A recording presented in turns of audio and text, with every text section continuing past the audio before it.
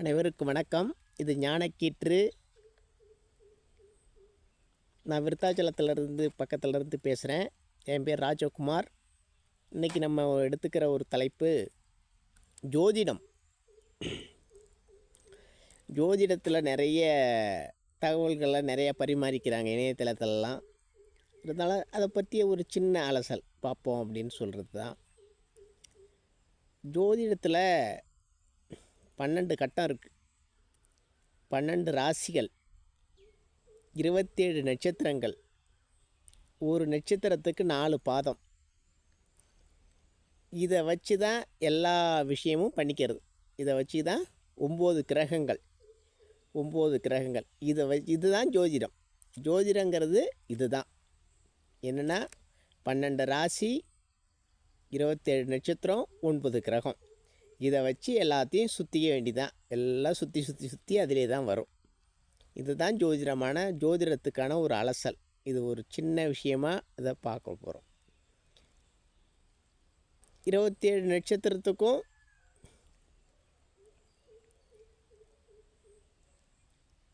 27 நட்சத்திரம், 27 நட்சத்திரத்துக்கு 27 மரங்கள் இருக்குது, 27 பறவைகள் இருக்குது.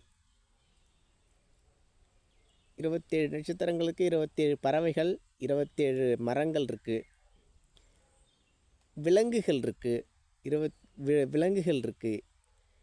இதை வச்சு ஒரு ஆழமாக அப்புறம் இந்த கிரகங்கள் எங்கெங்கே உச்சமாகுது, நீச்ச வீடு, உச்ச வீடு, இதை தெரிஞ்சுக்கணும். இது நட்பு வீடு, சம வீடு இப்படின்னு ஒரு கிரகங்களை வச்சு மையப்படுத்தி வச்சுருக்காங்க. இந்த மையப்படுத்தி இது வச்சுருக்காங்க. இத்தனை கிரகங்கள் அப்படின்னு சொல்லிட்டு 9 கிரகங்களுக்கும் 7 கிரகங்களுக்கு வீடு இருக்குது. ராகு கேதுகளுக்கு வீடு இல்லை. சூரியன் சந்திரத்திற்கு ஒரு வீடு, மற்ற எல்லா கிரகங்களுக்கு 2 வீடு, 2 வீடுகள் இருக்குது. அப்புறம் பார்த்திங்கன்னா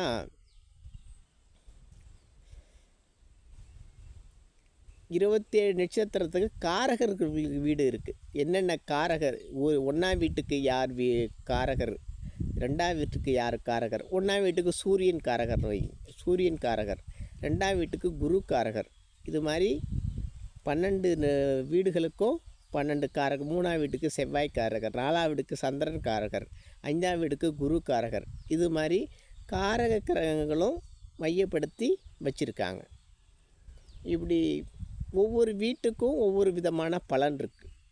12 வீட்டுக்கும் லக்னாதிபதி, முக்கியமாக லக்கணம். 12 வீடும் 12 லக்கணம், 12 ராசிகள். 12 ராசி வீடுகள் மோஸ்ட்லி எல்லாருக்கும் தெரியும். லக்கணத்தை கரெக்டாக பார்க்கணுன்னா 12 லக்கணங்கள் அப்படின்னு சொல்லி 12 லான் எது போட்டிருக்காங்களோ, சூரியன் எந்த ராசியில் உதிக்குதோ, பிறந்த நேரத்தில் உதிக்குதோ அதை லக்கணமாக வச்சு அதை லக்கணமாக மையமாக வச்சுருக்காங்க. அதுதான் லக்கணம் அப்படின்னு சொல்லி. லக்கணம் எந்த லக்கணமோ அது அந்த லக்கணாதிபதிங்கிறவர் ஒரு முக்கியமான ஒரு கிரகமாக படுது. எல்லாத்துக்கும் ஒரு லக்கணாதிபதிங்கிறவர் ஒரு முக்கியமாக படுது. அவர் தான் எல்லா விஷயத்தையும் கொடுக்குறவர். ராசியாதிபதியும் அது மாதிரி பார்ப்பாங்க. லக்னாதிபதியும் முக்கியமாக பார்ப்பாங்க. ராசியாதிபதி ராசியிலேருந்து பார்க்குறதும் உண்டு. ராசியிலேருந்து கட்டங்களை எண்ணி பார்த்து அதுக்கான பலன் சொல்கிறதும் ஒரு விதமாக செய்கிறாங்க. லக்கணத்தை வச்சு பலன் சொல்கிறதும் ஒரு விதமாக செய்கிறாங்க. லக்கணத்தை ஒன்றா வச்சு 2ஆம் வீடு, 3ஆம் வீடு, 4ஆம் வீடு, 12 வீட்டுக்கும் பலன் சொல்கிறத வச்சுருக்காங்க. ராசியை 1ஆம் வீடாக வச்சு பலன் சொல்கிறதும் வைக்கிறாங்க. அது மாதிரியும் பார்க்குறாங்க. இப்படி ஜோதிடத்தில் 2 விதமாக ஜோதிடத்தில் இப்படி பலன் பார்க்குறாங்க. இது ஆழமாக பார்த்தா எல்லாமே இந்த மனித குலத்தை எல்லாத்தையுமே ஒரு 12 விஷயத்தில் போட்டு வச்சிடலாம் அப்படிங்கிறது தான் ஒரு நோக்கமாக இருக்குது. 12 விதமாக இந்த மனித குலத்தை 12 விதமாக பிரித்து 12 விதமாக பிரித்து அதை இந்த மனித குலத்தை எல்லாத்தையும் அடைக்கிடலாம்.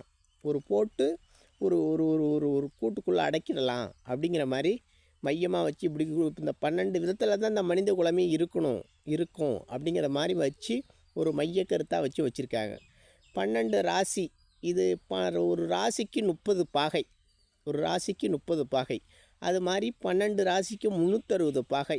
இந்த பிரபஞ்சத்தினுடைய ஒரு சுற்றுவட்டம்னு இப்படி வட்டம் போட்டோம்னா கரெக்டாக 360 பாகையாக தான் இருக்கும். ஒரு வட்டங்கிறது கரெக்டாக 360 பாகையாக இருக்கும். அந்த மையமாக வச்சு தான் அந்த ஜோதிட கணக்குகளும் தயார் பண்ணியிருக்காங்க. அதை வச்சும் கரெக்டாக தயார் பண்ணியிருக்காங்க. 360 பாகை அப்படி ஒரு ஒரு ஒரு ஒரு ஒரு ஒரு ஒரு ராசிக்கு 30 பாகை அப்படின்னு சொல்லி தயார் பண்ணியிருக்காங்க.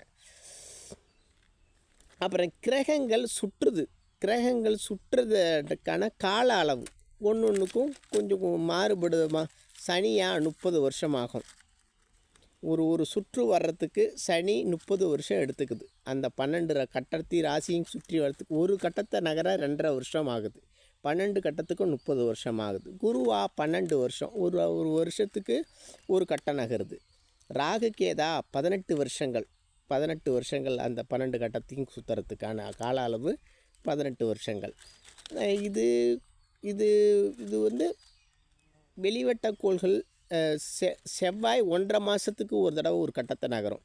1.5 வருஷம் எடுத்துக்குது. ஒரு சுற்று எடுத்துக்கிறதுக்கு 1.5 வருஷம் எடுத்துக்குது. சூரியன் 1 வருஷம் எடுத்துக்குது. ஒரு கட்டத்தை 12 ராசியை சுற்றி வர ஒரு கட்டத்துக்கு ஒரு மாதத்துக்கு ஒரு கட்டம் நகரும். சுக்கிரனும் ஒரு மாதத்துக்கு ஒரு கட்டம் நகரும். இது மாதிரி சந்திரன் மட்டும் 27 நாளையில் சுற்றி வந்துடும். சந்திரன் மட்டும் 27 நாளையில் சுற்றி வந்துடும். இப்படி தான் இது. சந்திரன் கொஞ்சம் அதிவேகமான பயணக்கோள் அப்படின்னு சொல்லலாம். அந்த விஷயத்தில் சந்திரன் மட்டும் கொஞ்சம் சீக்கிரம் சுற்றி வந்துடும் அப்படிங்கிறது ஒரு முறையாக வச்சுருக்காங்க.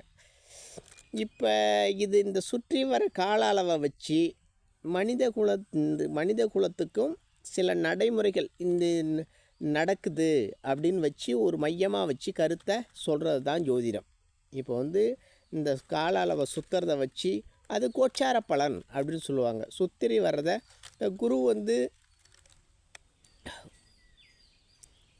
1ஆம் இடம், 5ஆம் இடம், 9ஆம் இடம், இது மாதிரி திரிகோண ஸ்தானங்கள் அப்படிங்கிறது ஒரு விதமாக வச்சுருக்காங்க. 1, 5, 9 திரிகோண ஸ்தானங்கள். 1, 4, 7, 10 அப்படிங்கிறது கேந்திர ஸ்தானங்கள் அப்படின்னு சொல்லி வச்சுருக்காங்க. கேந்திரத்தில் ஒரு கிரகம் இருந்தால் கண்டிப்பாக அது ஒரு நன்மை செய்யும். திரிகோணத்தில் இருந்தால் நன்மை செய்யும். உச்ச வீட்டில் இருந்தால், ஆட்சி வீட்டில் இருந்தால் நன்மை செய்யும். இப்படிங்கிறத ஒரு அளவாக ஒரு விதமாக வச்சுருக்காங்க. அந்த ஒரு கிரகத்துக்கு வீடு கொடுத்த கிரகம் ஆட்சியாக இருக்கா, உச்சமாக இருக்கா, அப்போ அந்த கிரகம் நல்ல பலனை செய்யும் அப்படிங்கிற மாதிரி ஒரு விஷயமாக வச்சுருக்காங்க. இது ஒரு அர்த்தமாக வச்சுருக்காங்க. கண்டிப்பாக அது மாதிரியும் நல்லது நடக்குது. கரெக்டாக நல்ல விதமாகவும் செயல்படுது. கரெக்டாகவும் ஒரு அளவுக்கு அளவில் பார்க்கும்போது கரெக்டாக அதுக்கான அளவு அந்த தசாபுத்தி காலங்கள்லாம் வரும்போது கண்டிப்பாக அது ஒரு கரெக்டாக அமையுது அப்படின்னு சொல்லலாம். கரெக்டாக அமையுது. ஒரு 12 ராசிக்காரங்களுக்கு கரெக்டாக ஒரு விதமாக அமைப்பு அமைது. ஏன்னா எல்லாத்தையும் ஒரே உச்சில் தான் அடைச்சி ஆகணும். இது ஒரு நுட்பமாக சொல்கிறதுக்கு ஜோதிடர்களும் இருக்காங்க. சில ஜோதிடர்களும் ஒரு மேம்போக்காக சொல்கிற ஜோதிடர்களும் இருக்காங்க. இருந்தாலும் அதை ஆழமாக நுட்பமாக என்ன வேலை செய்கிறோம், என்ன பார்க்குறோம், நம்ம கீழ்நில தொழிலாளியாக இருக்கமா, உயர்ந்த நிலையில் இருக்கமா, அமைச்சராக இருக்கமா, இல்லை ஒரு பெரிய ஆன்மீகவாதியாக இருக்கமா, இப்படிங்கிறதெல்லாம் பார்க்கும்போது அது ஒரு குறிப்பிட்ட நுட்பங்கள் அந்த கிரகங்களில் இருக்குது. ஏன்னா நம்மளுடைய ஜாதகத்திலையும் அப்படி ஒரு குறிப்பிட்ட நம்ம ஜாதகத்தையும் நம்ம அலசுறது உண்டு. என்னுடைய ஜாதகத்தையும் நான் அலசுறது உண்டு. என்னுடைய ஜாதகத்திலையும் கண்டிப்பாக ஒரு நல்ல கிரக அமைப்புகள் கண்டிப்பாக இருக்குது அப்படின்னு சொல்லலாம். நான் நம்ம ஜாதகத்தை பற்றி சொல்லணும்னா தனுசு லக்கணம் லக்னாதிபதி சிம்ம வீட்லேயும் வீடு கொடுத்த சூரியன் லக்கணத்துலேயும் இருக்காங்க. லக்கணத்துலேயும் பரிவர்த்தனை ஆகிருக்காங்க. 1க்கு 9க்கு அதிபதி பரிவர்த்தனை ஆகிருக்காங்க. அது ஒரு நல்ல ஒரு பலன் அப்படின்னு சொல்லலாம். பரிவர்த்தனையாக இருந்ததுன்னா கண்டிப்பாக இது ஒரு நல்ல விதமான பலன் அப்படின்னு சொல்கிறேன். அதே மாதிரி புதன் 2ஆம் வீட்லேயும் சனி 10ஆம் வீட்லேயும் பரிவர்த்தனையாக இருக்காங்க. இது இப்போ 4 கிரகமும் ஆட்சி ஆகி போச்சு. 4 கிரகம் ஆட்சியாக இருந்ததுன்னா கண்டிப்பாக நல்ல ஒரு பலன். ஜோதிடத்தை கற்றுக்கிறதுக்கான ஒரு பலன் அப்படின்னு சொல்லலாம். ஏன்னா 2ல் புதன் தான் வாக்கால் பிழைப்பான் அப்படின்னு சொல்லணும். கண்டிப்பாக பேச்சால் பிழைக்கிறதுக்கான வாய்ப்பு எனக்கு புதன் திசையில் வந்திருக்கணும். ஆனால் அது அவ்வளோவா கொஞ்சம் நான் நிறைய படித்தேன் புதன் திசையில், நிறைய படித்தேன். ஆனால் புதன் திசையில் எனக்கு ஆரம்ப காலத்தில் குரு திசை விசாக நட்சத்திரம் 6 மாதம் 6 மாதம் வந்து நல்ல குரு கிடைச்சார் எனக்கு. 6 மாதத்தில் அந்த விசாக நட்சத்திரத்தில் நல்ல குரு கிடைச்சாங்க. 6 வருஷம் தசாபுத்தி காலம் வந்து 6 வருஷம். அடுத்தது சனி திசை வந்தது. சனி திசை 19 வருஷம் 25 வயசு வரலையும். அதுக்கப்புறம் புதன் திசை நடந்தது. புதன் திசையில் எனக்கு 2 வருஷம் முதல் 2 ஆரம்பகால 2 வருஷத்தில் தான் எனக்கு ஒரு பொக்கிஷமான அனுபவங்கள்லாம் கிடைச்சிது. அந்த புதன் திசையில் புதன் புத்தியில் எனக்கு ஒரு மிகப்பெரிய பொக்கிஷமான அனுபவங்கள் நிறைய படித்தேன். நிறைய அந்த வருஷம் ஒரு சந்தோஷமான காலகட்டம் அப்படின்னு சொல்லலாம்.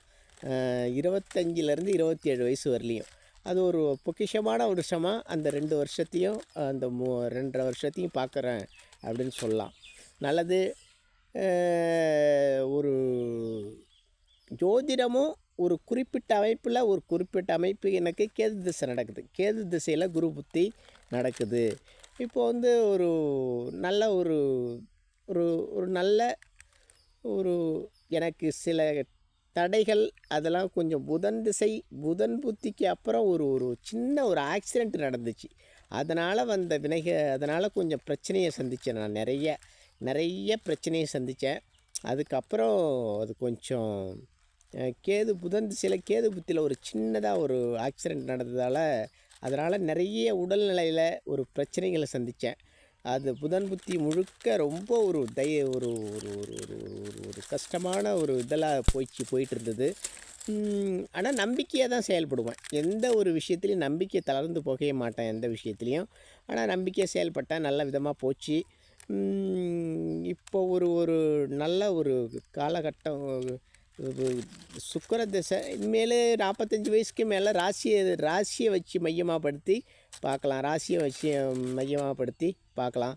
கண்டிப்பாக பார்த்திங்கன்னா அது ஒரு நல்ல ஒரு அமைப்பாக இருக்கும் அப்படிங்கிறது ஒரு காலகட்டமாக இருக்குது அப்படின்னு பார்க்கலாம். இது பார்த்திங்கன்னா இந்த ஒரு விதத்தில் நம்பிக்கை ஏற்படுது. ஒரு சாரருக்கு என்ன ஜோதிடம் நம்மளுடைய சுய முயற்சியில் தான் எதாக இருந்தாலும் செய்ய போகிறோம். அதில் என்ன ஜோதிடம் பார்க்குறோம் அப்படின்றவங்களும் சில பேர் இருக்காங்க. நம்பிக்கையாக நம்ம என்ன செய்ய போகிறோம் அப்படிங்கிறத பொறுத்து தான் அந்த விஷயங்கள் நடக்குது. அதுக்கு எதுக்கு ஜோதிடம் அப்படிங்கிறது தான். ஜோதிடத்துலேயும் ஒரு குறிப்பிட்ட அலசலில் கொஞ்சம் உள்ளே போய் பார்த்தோம்னா ஒரு சின்ன விஷயங்கள் ஒரு சரியான ஒரு நேரத்தில் கரெக்டாக அதை செய்யறதுக்கான ஒரு நேரத்தை எடுத்து கொடுக்கும். அப்படிங்கும்போது அதை கொஞ்சம் பார்க்குறதும் கொஞ்சம் நன்மையாக தான் படுது. அப்படிங்கும்போது அந்த ஜோதிடமும் கொஞ்சம் முக்கியமாக படுது.